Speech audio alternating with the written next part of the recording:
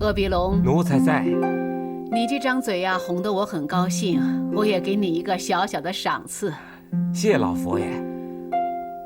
我就封你的长子永信为一等男兼依云继位，在安王封地毗邻次第白情。老佛爷，您这是？别急嘛，话还没说完呢。这乐乐在。我赐封冰月为和硕柔家公主，赐婚给鄂必龙长子。待礼聘媒问之礼俗办妥以后，当即迎接冰月到封地完婚。哎呀，奴才恭喜老佛爷，恭喜王爷呀！谢老佛爷。奴才谢老佛爷恩典。好了，接连办了2件喜事，事情还多着呢。你们马上回去筹备筹备吧。奴才告退。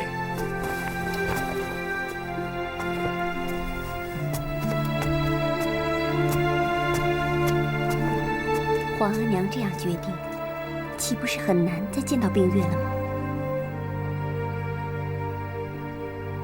相见不如不见，不见最好。这其实为了他们好。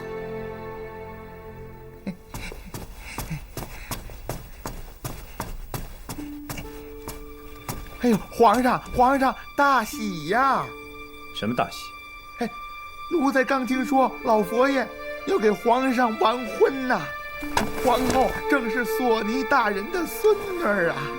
老佛爷还把冰月格格赐婚给鄂必龙鄂大人的长子，过不了几天，他们就要回封地。我说什么？皇上，你怎么了？这是啊？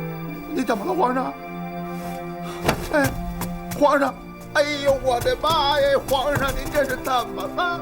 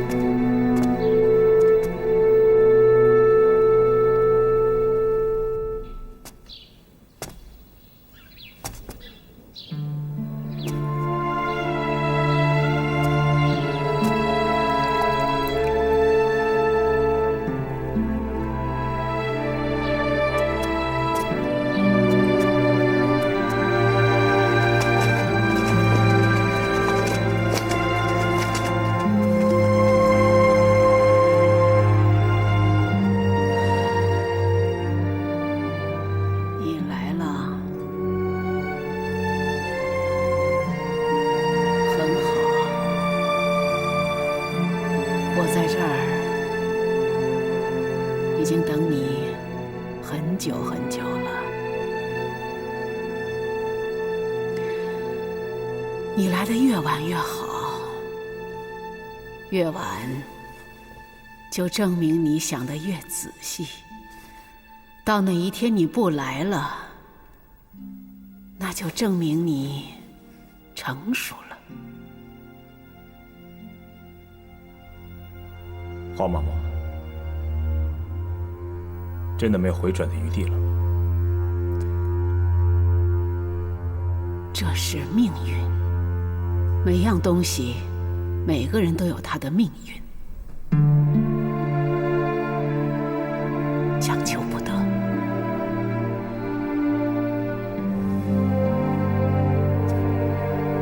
我知道，我和冰月是兄妹，不可能有什么结果。可是为什么要把他赶走？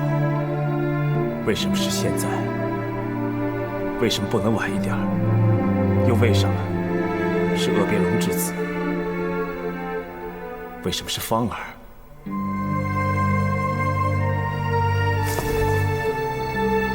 为什么？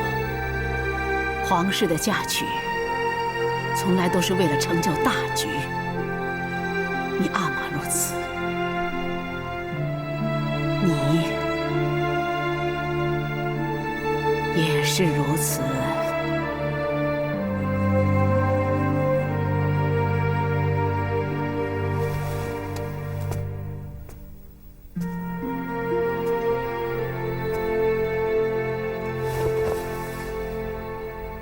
黄嬷嬷，孙儿可以求你一件事儿吗？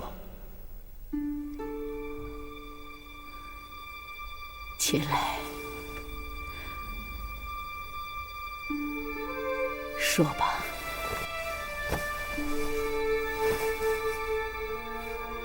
黄嬷嬷，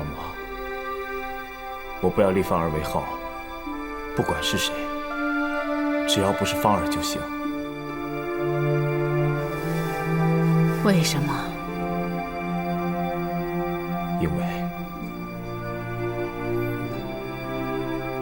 因为冰月不喜欢他。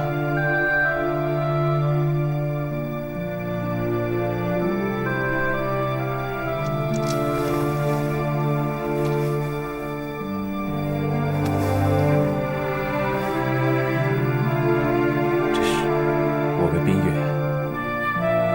唯一能做的事。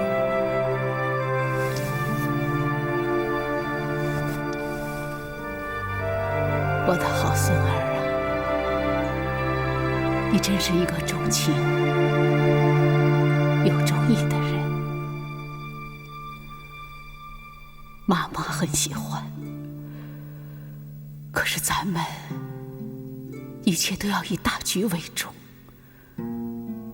不能因为自己一个小小的私欲而乱了大局，知道吗？为什么会是这样？为什么？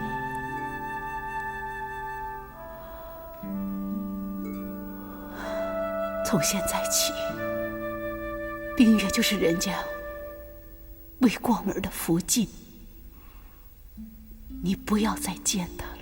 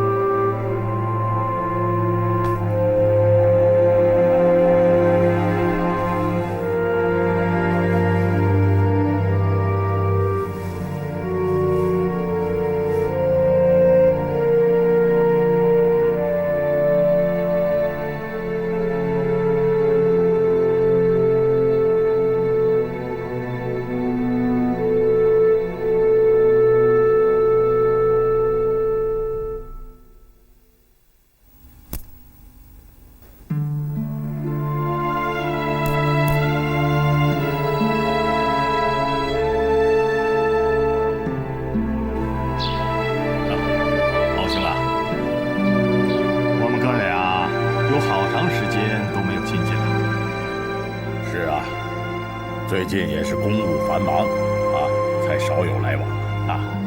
我们是姻亲，我们该多走动走动嘛。今天特请你尝尝这道新鲜菜，叫紫玉红丝羹。这原料嘛，并没有多珍贵，但是它的做法很别致。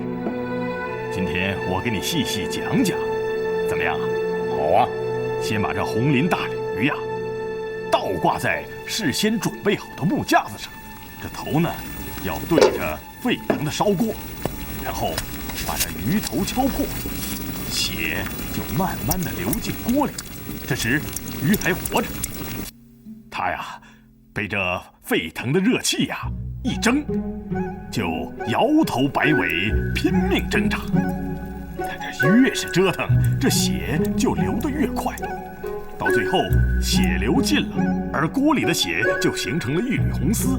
这条大鲤鱼呢，跳跃挣扎将死，却把全部精华聚集在一缕鲜血里。得一缕而将全鱼弃之，据精华而食，确实是甘美无比呀。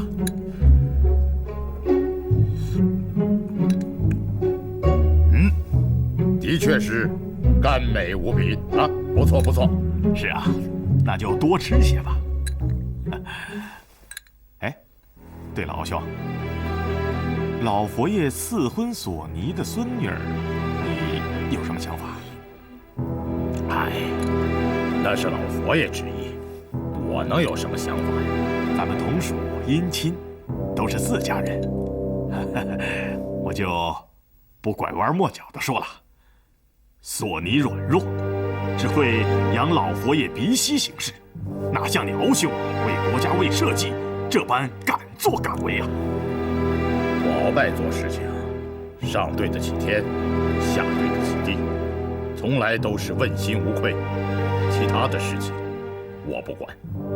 就像刚才这位红鳞大鲤鱼，它被倒挂在钩子上，流尽了最后一滴血，只是为了让人舒舒服服地吃用它鲜血做的羹。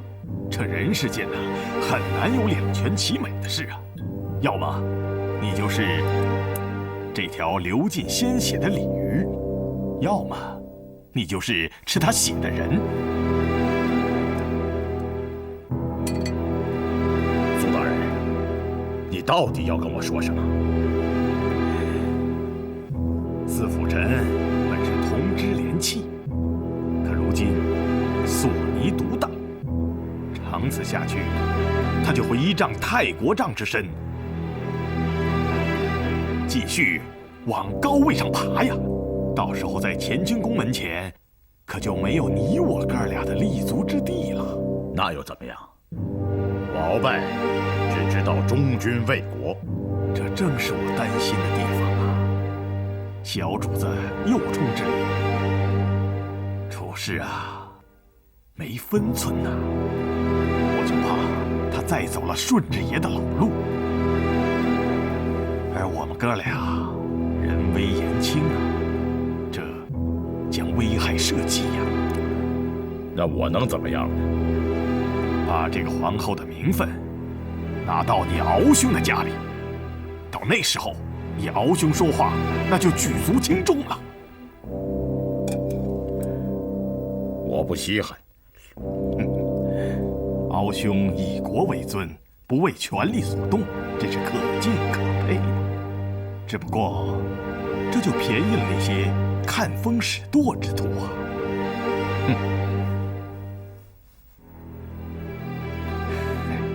这件事，兄弟倒可尽绵薄之力呀。太皇太后，以上所奏的都是这半月的朝事，不知老佛爷还有何懿旨啊？好了，索大人，这些朝中之事都交给你们辅臣去管吧。我现在最大的心思都在皇上的大婚事情上了。奴才正是为此事而来，还要向老佛爷请罪。怎么了？回太皇太后，奴才的孙女芳儿年龄虽与皇上相符，可毕竟年幼，不大懂事。论贤德淑惠，实不足统领6宫，母仪天下。还请老佛爷三思。人说将相无种，其实从孩儿咕咕坠地那一刻起，就能看得出来他是龙还是凤。芳儿年幼，这一点我能不知道吗？可是人称她是四全姑娘，是我们满清的第一美人，是我们满清的第一才女。这样的女子都不配母仪天下的话，那我们的皇上真的要寡老终生喽。谢太皇太后赞赏，可奴才还是请老佛爷您三思。索大人，我知道你是忠心的，你不就是怕外面的人风言风语，说你的孙女当上了皇后，那你就是权倾朝野什么的，是吧？那我今天就给你一个名正言顺的说法。你们几位辅臣们说说，芳儿能不能当皇后啊？回老佛爷，奴才思前想后，还真没有更合适的人选。好，鳌拜，你说呢？回太皇太后，葛不拉之女芳儿才德兼备，乃人间之凤。只是，接着说呀。只是，太宗皇帝、先皇帝之后，皆是蒙古亲王格格，与满蒙亲善一体，极为得力。苏克萨哈，你说说看。这满蒙亲善固为重要，只是大婚立后，一切应该以社稷为重，凡利国利民者，都为合适。如今这立后之事，事关重大，奴才把皇上和葛布拉之女的年庚让高人算了算，结果发现他们的年庚不合，恐怕婚后会不太好。骚大人，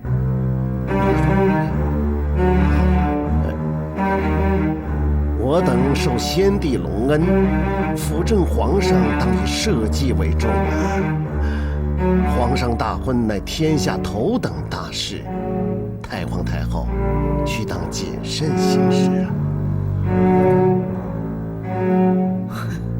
那你说呢？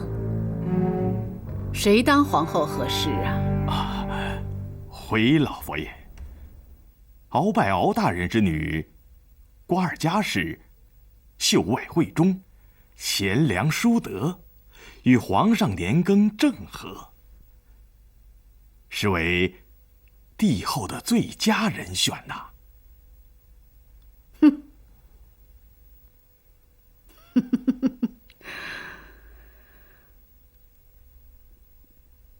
鄂必龙啊！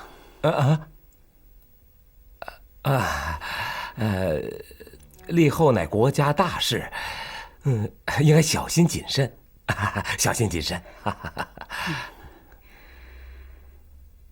你们4位辅臣的意思，我都听明白了。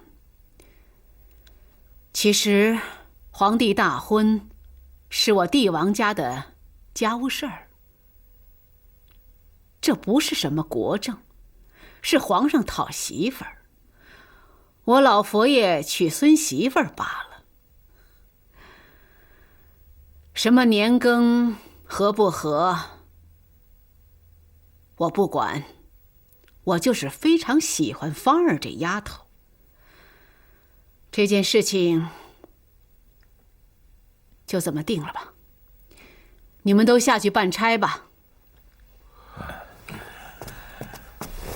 这这奴才告退。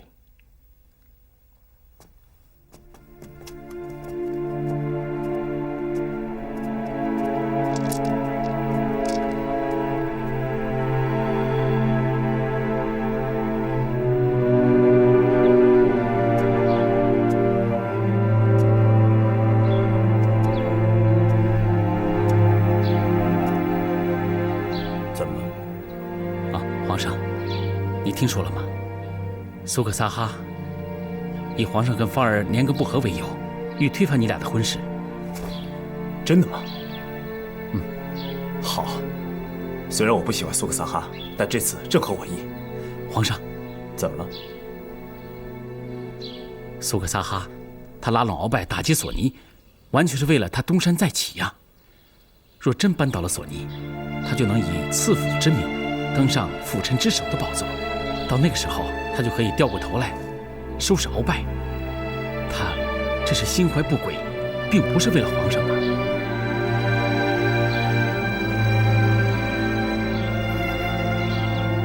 这些我都明白，可是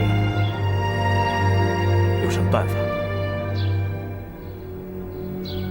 真没想到，我这次大婚居然会成为别人争权夺利的筹码。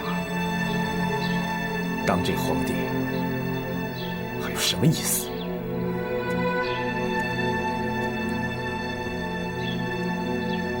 如果不想被人利用，唯一的办法就是尽早亲政，把大权掌握在自己的手里，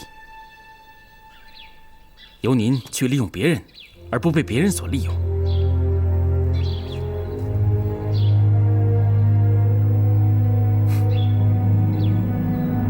我不在乎，就算被利用，我也不在乎。皇上，我不想利用别人，我什么都不要，我只想要回我的冰月，我只想知道他现在可好。您去哪儿？看冰月。皇上，老佛爷说过，别拦着我。皇上。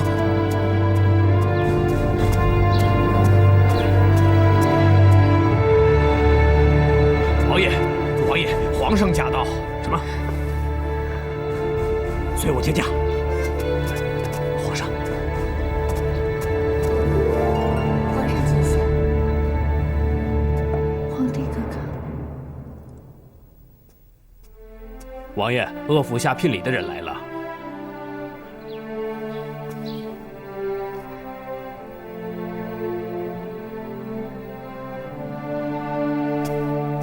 奴才给老佛爷请安。皇上没事吗？回老佛爷，皇上刚才出宫了，去了安王府。要不要奴才把皇上请回来？不用了，你下去吧。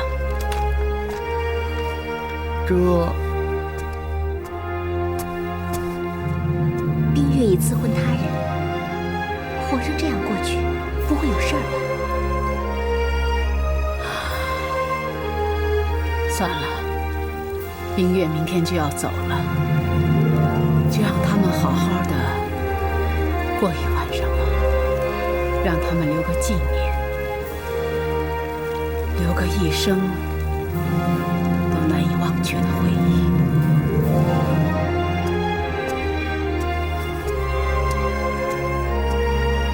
你知道他为什么叫念帝吗？不是说他弟弟死得早，他爹思念他弟弟，所以叫他念帝。傻瓜，他爹给他起名字的时候，怎么会知道他弟弟死得早？对啊，我也是这样说的，只是我一问你就发脾气，没接着往下问。其实念帝这个名字是我给他改的，只是念帝的帝不是弟弟的弟，而是皇帝的帝。我走了之后，天天都在想着皇帝哥哥。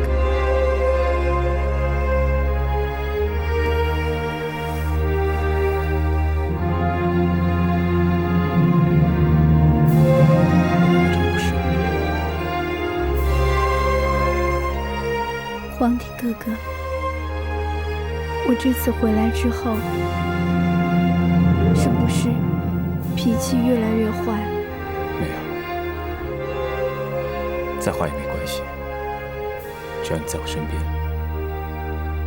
即便你整天骂我，即便你跟我耍小性子都没关系，只要你在我身边。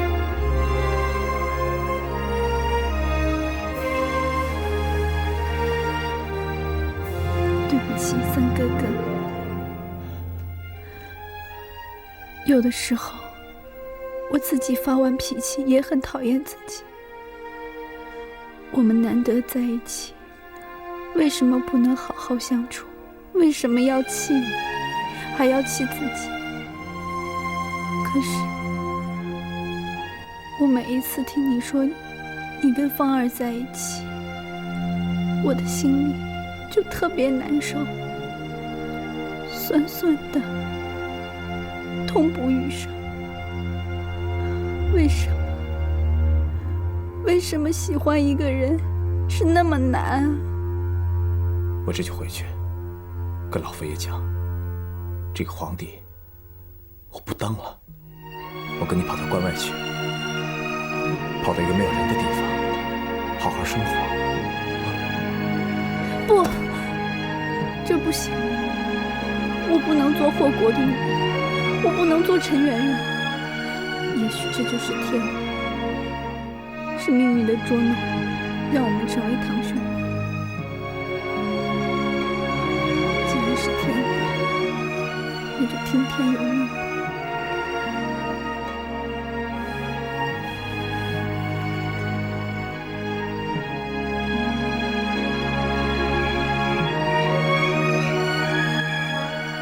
命运的捉弄，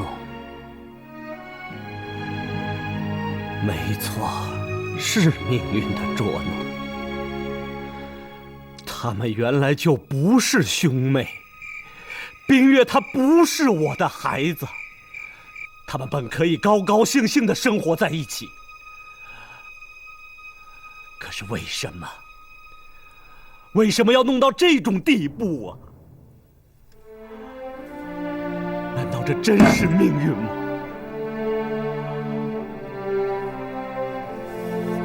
福林，你太过分了！你为什么就不能祝福你的儿子，让他快快乐乐的？你为什么让他走你的老路啊？为什么你要让他受这样的苦难？难道这就是满清皇帝的宿命？这就是玄烨的宿命吗？福林啊，福林！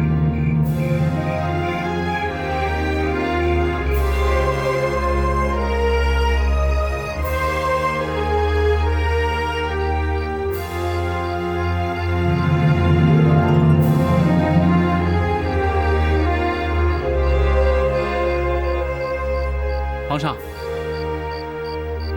时候不早了，咱们该回去了。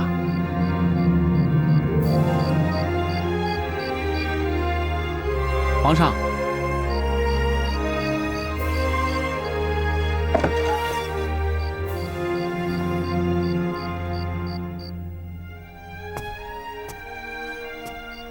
皇上，咱们该回宫了。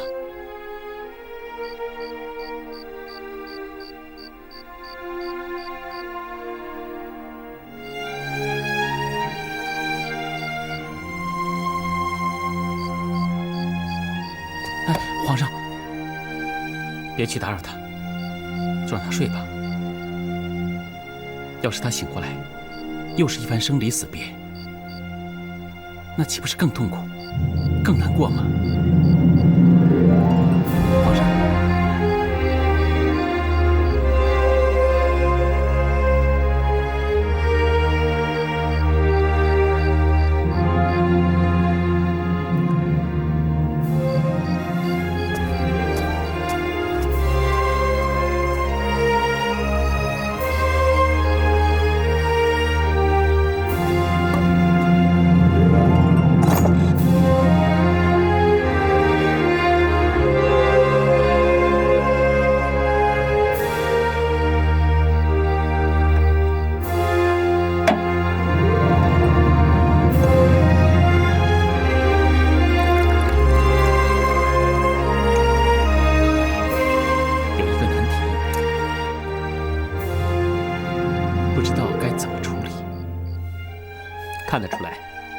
你说忠与义，两者之间到底哪个更重要啊？都重要。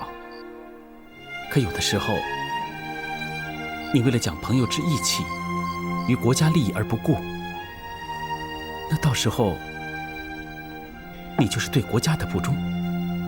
你知道，我们的皇上性情率直，凡是他认定的事情，他都会不计后果，义无反顾。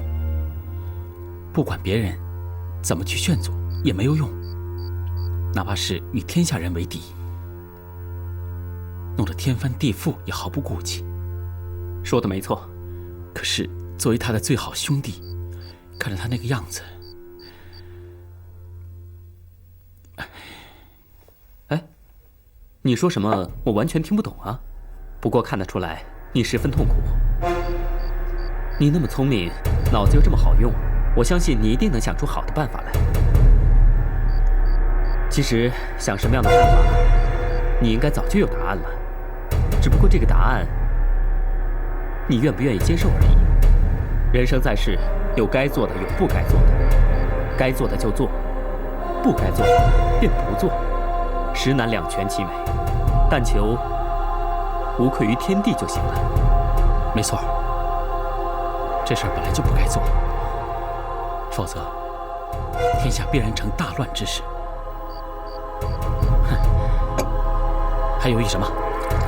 来，干杯！你肯定没听错，污蔑皇亲宗室，可是抄家灭门的大罪。奴才发誓，绝对没有说谎。奴才确确实实听到安王爷对着顺治爷的画像说，冰月哥哥不是他亲生的女儿。好，这事你千万别跟其他人说。奴才就算有100个脑袋也不敢。好，到账房去领100两赏钱吧。谢王爷，谢王爷。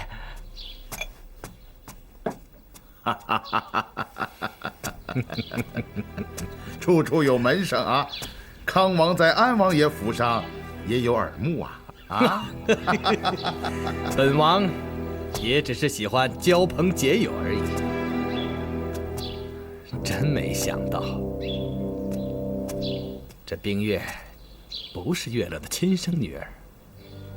一向忠心耿耿的安亲王，竟然也敢犯这种欺君大罪。此事一旦宣扬出去，朝廷又会少一良才。唉，可惜呀，可惜呀！这安亲王支持皇上的汉化，实在是可恶。这可是天赐良机呀！看来这只大老虎要死在我们的手里了。啊，大老虎？怎么？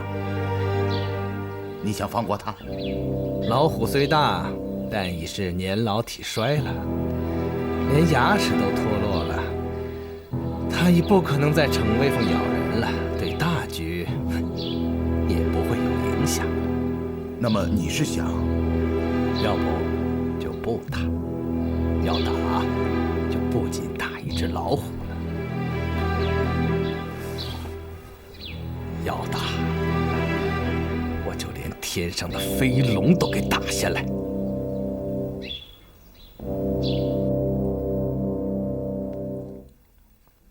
皇上快要大婚了，皇额娘的重担已放下了一半，应该高兴才对呀。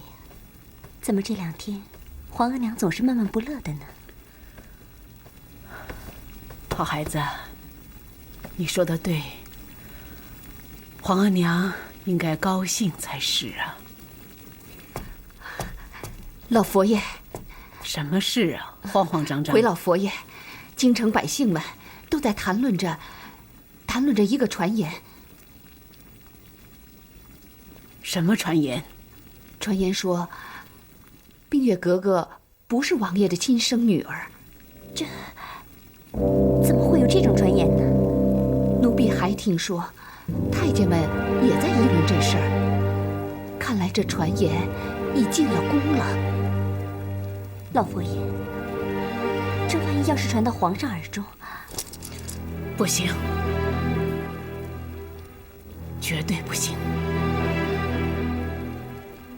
如果他知道此事的话，他肯定会疯，谁也拦不住。苏麻拉姑，传我一旨：谁要敢在紫禁城内再议论此事的话，我就让他们的人头全都落地。我绝不是戏言。是。太皇太后，又太皇怎么了？大事不好了！皇上他怎么了？皇上他追冰月格格去了。谁跟他一起去的？哦，曹寅曹大人还有几名御前侍卫也跟去了。耿居中呢？尚未回宫。传我的懿旨，让耿居中赶紧把皇上给我请回来，务必在皇上见到冰月之前把他们截住，不能有半点差错。九公，奴才在。否则，连你的人头也一块落地。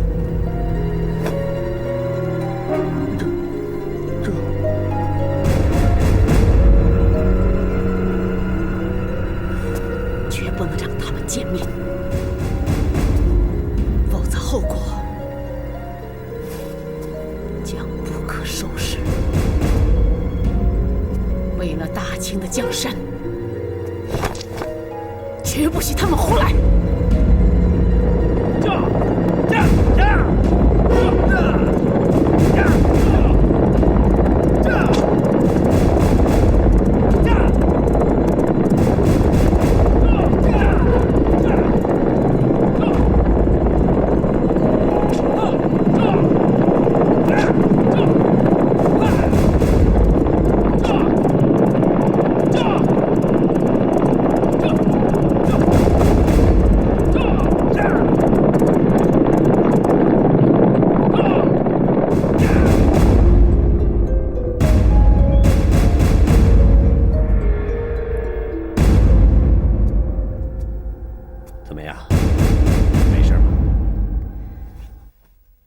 我没事儿。年迪啊，给小姐弄点吃的。是，我不饿。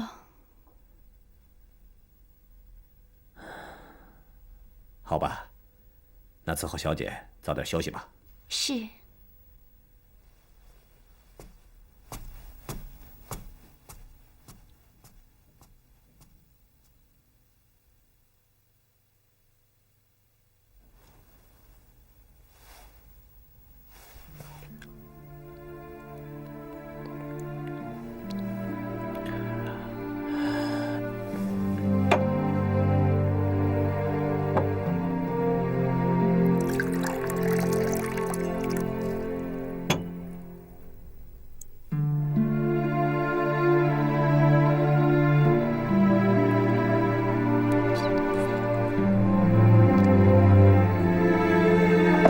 蜀王，皇上，不要说，朕只有一事相询。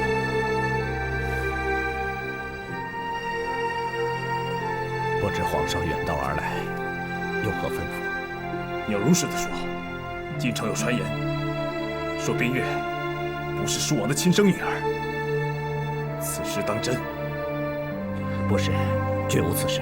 蜀王别怕。朕免你欺君之罪，朕只想知道，那传言是否属实？没有，这是绝对没有的事。朕要听真话。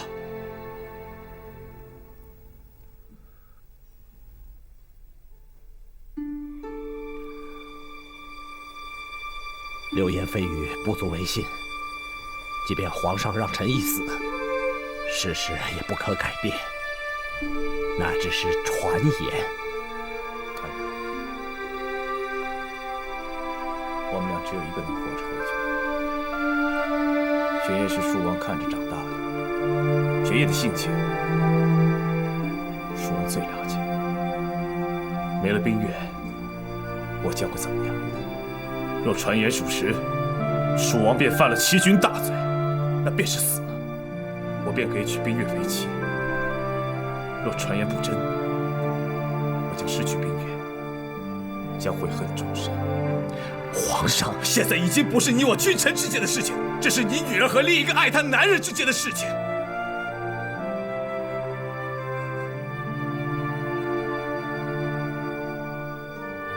玄烨的性情，叔王不是不知道。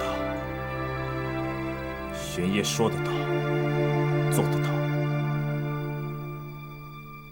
玄烨最后再问一遍，传言是否属实？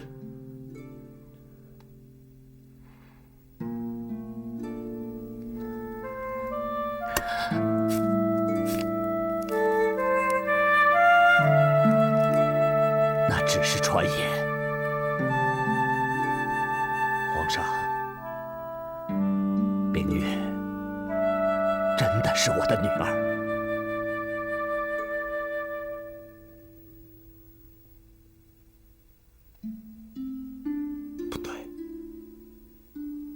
你犹豫了，叔王，你征战沙场，杀敌千万也不会眨下眼睛。可是你刚才犹豫了，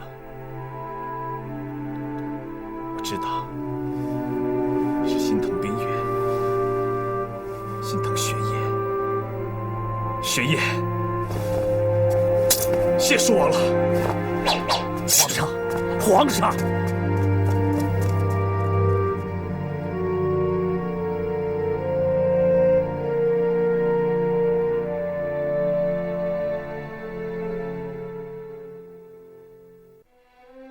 英雄美女自古成一对，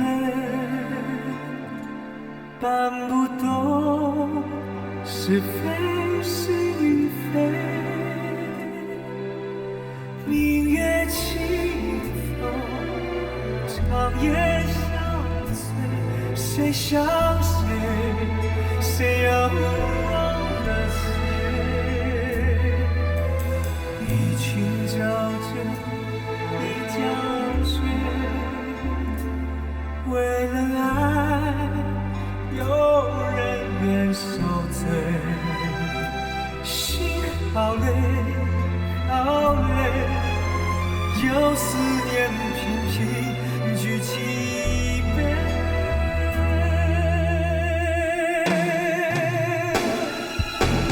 寒光中，野玫瑰。醒了心有水，为一口气想到尾，永不后悔。